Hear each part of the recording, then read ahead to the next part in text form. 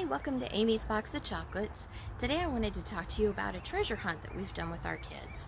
And I wanted to give you some ideas, so maybe you could do this with your kids, either for Easter or for some other occasion, just for fun, whatever.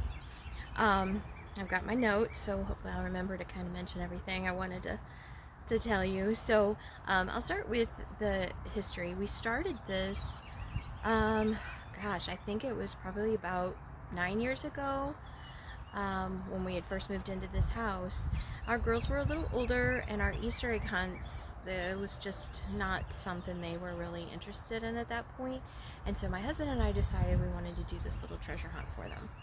And so what we did was one night we sat down and started figuring out locations that we wanted to put the little, either the next clue or treats. You can do either. If you want to do a treat at each location, you can, or you can just do a clue and have a final big treat at the end. So we listed the locations we wanted to hide things, and then we would come up with little rhymes to give the clue. We enjoyed the rhymes. My husband and I had a blast. We would be sitting in our room trying to come up with ideas and just bust out laughing because we were having such a good time, and we'd come up with really crazy and stupid things, so it was a lot of fun. So we would come up with our list. I know, I think that first one we did, or maybe it was the second one, we had like 22 different locations. You can do as many or as few as you'd like.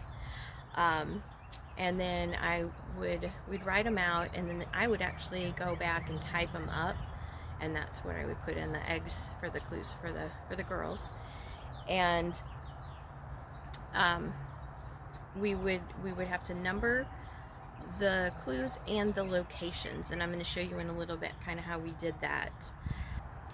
So I've got a few of our examples of the types of clues that we would type up here. One of them is, we're starting our garden, so we have some eats. Look there now for some special treats. For future reference, file this away. You can use this surprise every single day. So that one, for example, obviously is the filing cabinet, and we put a treat, a specific treat there. And I believe that's how we had done that, was each location had a little thing, and then at the end we had like a big surprise for them. Hanging in a prickly tree is where your next clue will be. The key to your next clue is a wooden box. Don't you think this treasure hunt rocks? Now it's time to shed some light on this little clue. That's all the hints you're getting. You'll know what to do. You've worked hard. I'm glad you're not ill. Now it's time to take a chill. That particular one obviously is the refrigerator, and so we put that kind of in the middle of our scavenger hunt, and then we had some iced coffees, which were really nice little treats. So we all sat down and had a little iced coffee while we took a break. It just kind of spreads it out, makes it last, and makes it a lot of fun. Those are just a few that we had come up with. We had a blast coming up with our clues.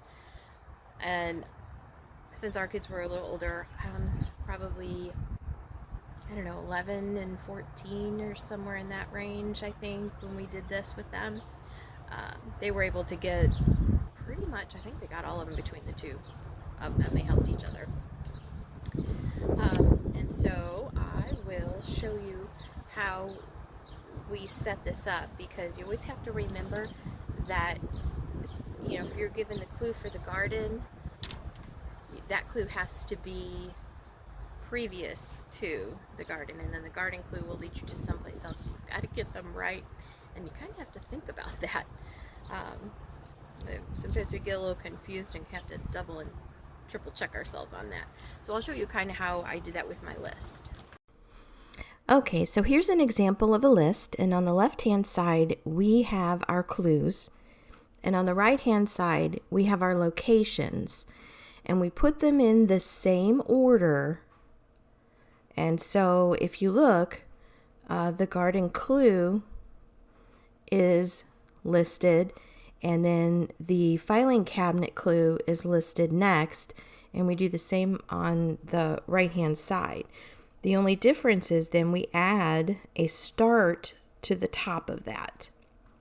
And the reason why is because you've got to give them that first clue to get them going. So once you've listed your clues and your locations in the same order, and you add the start to the top of your locations, then you want to number them. So if you look, start is your first kind of location. And what that does, that's where they're going to find the clue to lead them to the garden. And once they find that clue, then that clue is going to lead them to the filing cabinet. So you want to make sure to give them the clues in the proper order. And this is the easiest, probably one of the easiest ways I've found to do that. And again, it's just by adding that start, listing them in the same order and adding start at the top. Then you number them. Now, what that does is it'll say, okay, so number 1 clue needs to be placed in the starting position. Number 2 clue needs to be placed in the garden. Number 3 in the filing cabinet. And then that way you get them in the proper order. So hopefully that makes sense to you. Another thing I wanted to mention was that you can do this indoors, you can do this outdoors, or you can do a combination of the two.